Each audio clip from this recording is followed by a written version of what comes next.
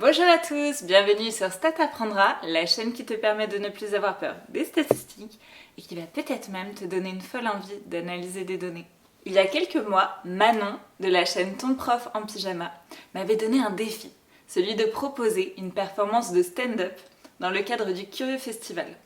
C'est un festival qui mêle art et science. Je te mets plus d'infos en description.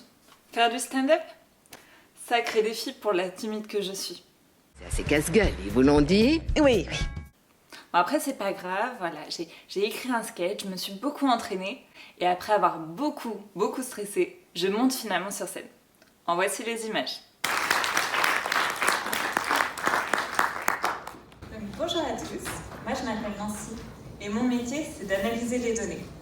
Je suis statisticienne, on dit aussi data scientist. Alors pour ceux qui ne savent pas, data scientist, c'est un expert des statistiques de l'informatique et du marketing. Le data scientist analyse des données sous forme de tableur Excel avec des formules mathématiques et l'idée, c'est de rendre aux entreprises des résultats pour qu'elles prennent les meilleures décisions. Et peut-être que là, vous êtes déjà en train de vous dire « Ouais, on va se faire chier ». Et d'un côté, peut-être que vous avez raison. En fait, c'est la première fois que je fais du stand-up. Peut-être la dernière fois d'ailleurs. Mesdames, messieurs, je suis vraiment désolée. Qu'est-ce que tu fais? Je suis dépitée. En fait, il y a un incendie qui s'est déclaré à l'autre bout du bâtiment. Et pourquoi? Qu'est-ce que tu as fait? Et avec l'ensemble de la salle, on doit évacuer. Nous attendons alors dehors, espérant pouvoir retourner dans la salle. Les pompiers gèrent la situation. Malheureusement, au bout d'une heure, le verdict tombe. La soirée est annulée. Je suis dégoûtée. J'avais pas eu le temps de faire 2 minutes du spectacle. C'est alors qu'une spectatrice s'approche et me lance « Bah, vous avez qu'à le faire maintenant !» Bah ouais, en fait, pourquoi pas? Allez, c'est parti. Donc c'est là que je monte sur un banc et je continue le spectacle. Montre-leur ce que tu sais faire. En voici les images. Que je faisais du stand-up et je pensais pas que ce serait aussi rapidement pas du tout. Mais bon, en fait, c'est peut-être pas grave. En tout cas, mon objectif, c'était de vous montrer un petit peu l'envers du décor. La face cachée, les dessous du métier de data scientist. À savoir que tout ce que je vais dire, ça s'est vraiment passé, ou presque. Alors, quand on imagine le quotidien d'un data scientist, peut-être qu'on a cette image de quelqu'un qui va être tout le temps dans les équations, tout le temps dans les nombres, dans un espèce d'univers parallèle à la Matrix. Bon, en fait, non. En fait, data scientist, on n'est pas tant que ça dans les équations dans tous les sens. En fait, 80% du temps, on le passe à nettoyer les données. Et parmi vous, il y en a peut-être qui adorent les ménages et qui sont déjà là. Nettoyer, balayer, astiquer, ma voix va dérailler. Non, on se calme. En fait, nettoyer ces données, c'est nettoyer un tableur Excel. Ça veut dire nettoyer des petites virgules ou des majuscules.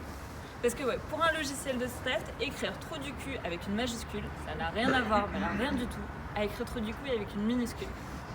En fait, si tu ne nettoies pas tes données, tu risques d'avoir le message suivant. Trou du cul n'existe pas. Ce serait quand même dommage de ne pas savoir reconnaître des trous du cul. Je sais pas, pensez aux gens de votre entourage. Enfin voilà, 8 ans d'études pour nettoyer des virgules et des majuscules. 8 ans parce que j'ai fait une thèse. Alors en thèse, il y en a qui font des thèses en data science, il y en a qui font des thèses hyper élaborées à la Silicon Valley sur les réseaux convolutionnels appliqués à la reconnaissance d'images. Non, moi j'ai étudié les relations sexuelles des singes. Après je suis contente, hein, c'était mon rêve. Étudier les singes, hein, pas forcément les relations sexuelles. J'ai passé de nombreuses heures à les enregistrer, à les observer. Mais qui dit thèse dit trauma. Donc moi, il y a beaucoup de choses qui auraient pu me traumatiser.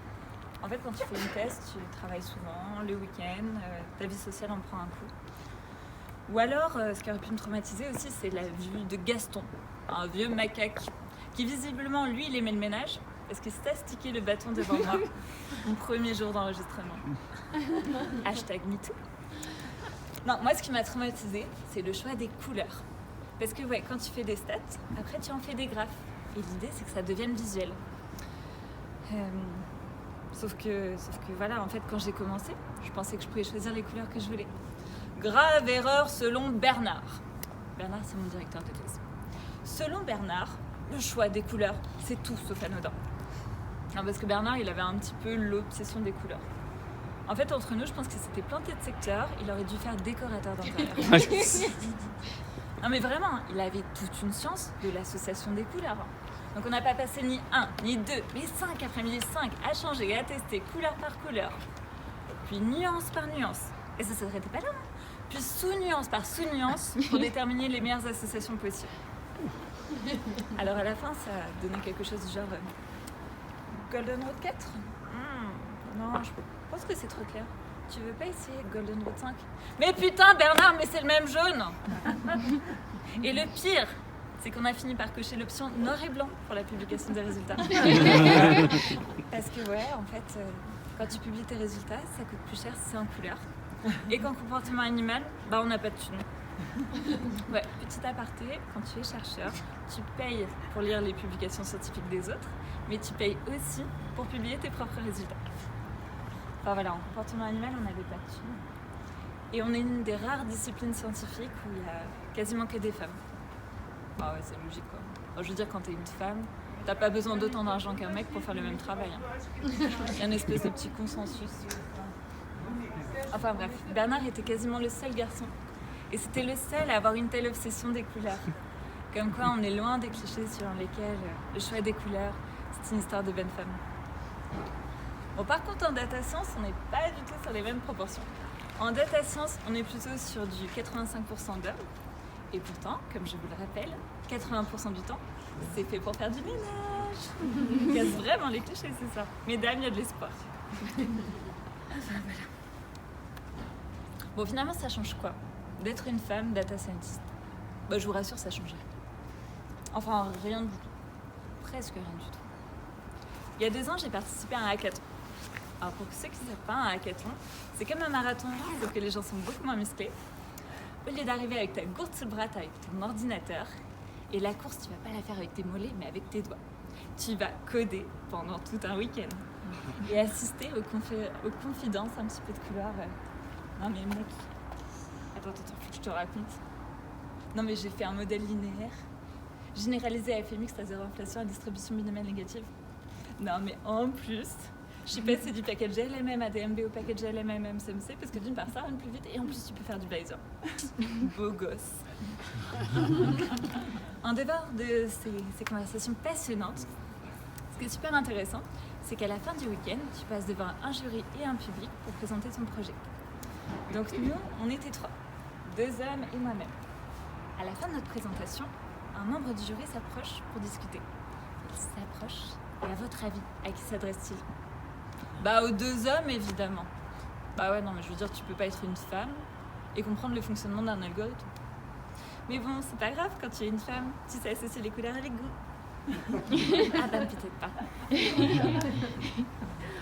Non mais bon c'est pas grave. Être une femme c'est pas que des désagréments.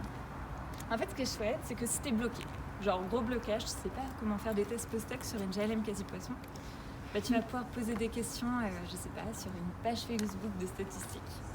En fait, ce qui est chouette, c'est que tu vas avoir plein de réponses, mais en plus, tu vas avoir plein de demandes d'amis. C'est un petit peu comme si tous les geeks de France voulaient faire ta connaissance. Non mais vraiment, hein, j'avais sous-estimé le rôle des stats pour faire des rencontres. Mieux que Tinder. Bon après, croyez pas que je suis toujours du genre à être celle qui se fait aider. Une genre de jouvencelle en détresse. Non, parfois c'est moi qui aide les autres. Alors l'autre jour, j'étais au bureau et j'étais au téléphone avec un client. Et là, toute prête à aider, j'ai demandé « Tu veux que je regarde tes gros modèles ?» Et là, à peine le temps de raccrocher, mon collègue m'envoie sa boule. Ouais, c'est une espèce de petite boule anti-stress qu'il m'envoie pour discuter, parce que soi-disant, quand je code, je serai dans mon monde. Enfin bref, il m'a fait réaliser que ça se fait pas vraiment, en fait, de demander à quelqu'un de regarder ses gros modèles. Bon après messieurs, je vous rassure, c'est valable pour les petits modèles aussi. En fait c'est peut-être pour ça que c'est ça que je trouve dur avec les humains, avec les hommes en général, c'est qu'on peut se retrouver avec des sens cachés, des situations d'ambiguïté. Je veux dire avec les animaux c'est beaucoup plus simple. Hein. Je t'apprécie, je fais du ménage. Et par contre je peux pas te voir, bon bah je me casse ou je te fracasse.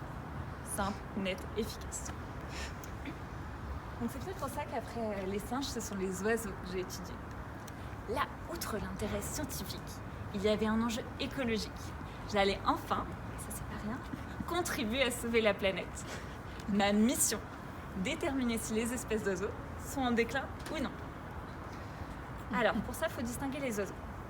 Est-ce que vous voyez la différence entre un pélican et un flamant rose? Ça n'a rien à voir, hein. On est d'accord. Bah, moi, j'ai déjà confondu. Je sais pas comment j'ai fait.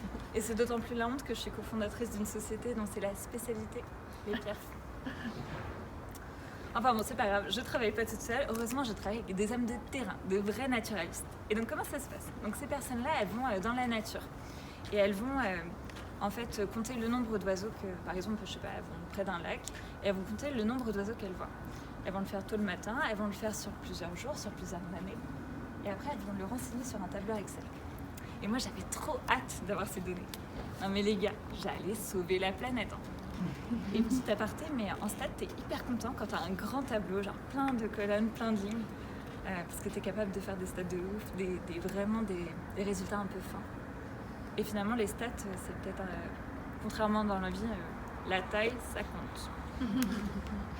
Enfin bref, le jour tant attendu arrive, alors là j'ouvre le tableur Excel et je suis trop contente parce qu'il y a plein de colonnes, il y en a une quarantaine. Et j'ai plein de lignes, j'en ai des centaines, non, que dis-je, des milliers, des millions, un roc, un cap, une péninsule.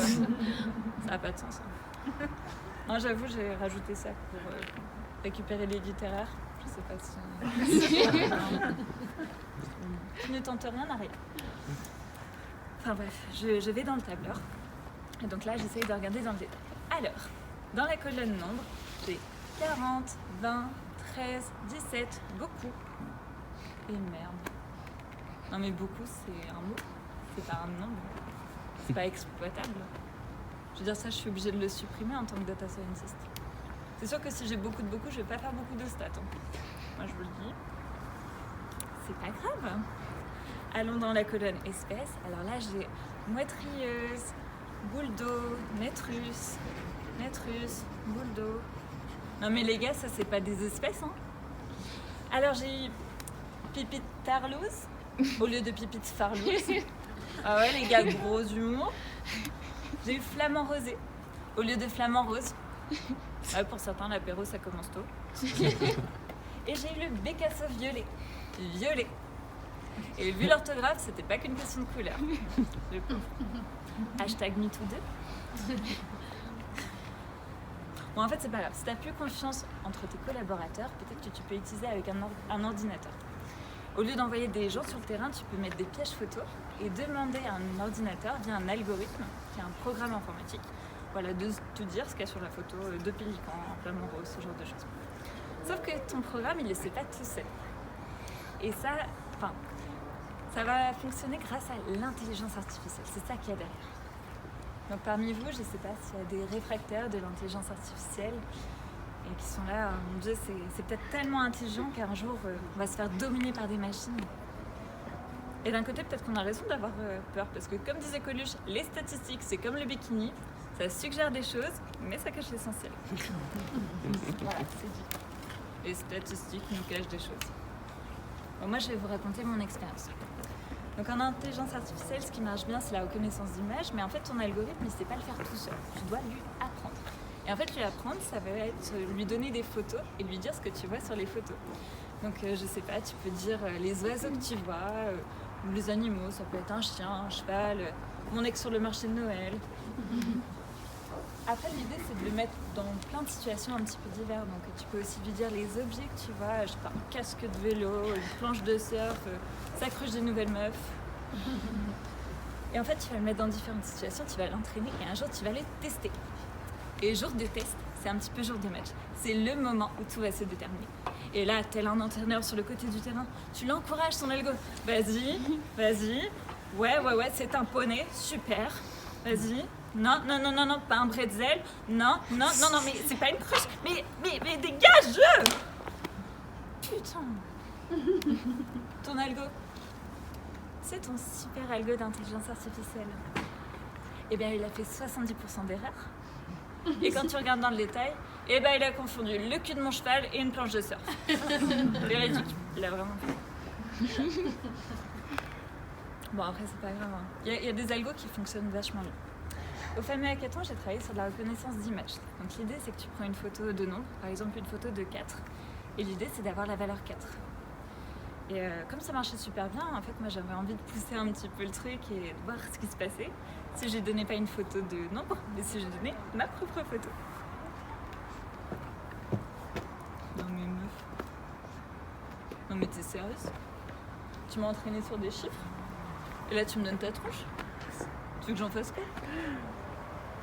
Ça, ce serait si l'algo, il avait un petit peu d'esprit critique.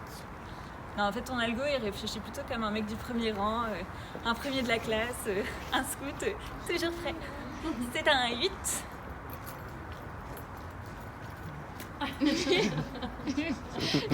C'est moi qui l'ai entraîné, je pensais mériter au moins 10.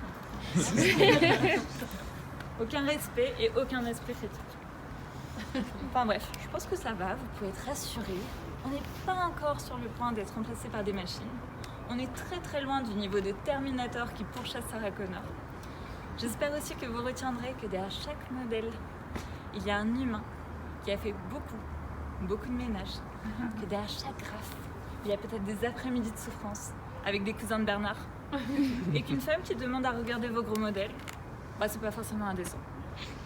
Voilà, je m'appelle Nancy, je suis toujours data scientist et je vous souhaite une très bonne soirée et merci de m'avoir écouté.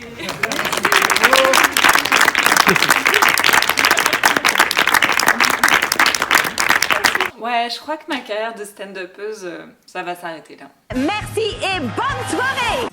Alors c'est Toto qui va dans un café et plouf,